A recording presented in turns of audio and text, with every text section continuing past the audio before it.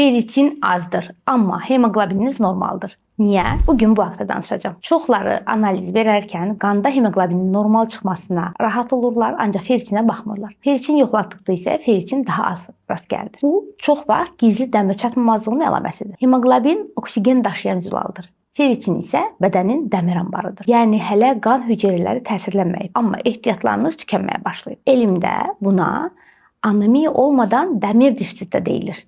Səbəbləri nədir? Bir, qidada az dəmirin olması, uzun müddətli aybaşların olması, bağırsaqla udulma pozğunluğu, vegan və ya az protein tipli pəhrizlər, xronik stres, iltihab, mədə və bağırsaq problemlərinə əlaqədar olan qanamalar, gizli qanamalar ola bilər. Əgər bu mərhələdə müdaxilə olunmazsa, növbəti addım anemiya və ona bağlı əlamətlər, saç tökülməsi, yorğunluq, hormonal pozğunluqlar ola bilər. Yəni normal hemoqlobini görmək sizi aldatmasın.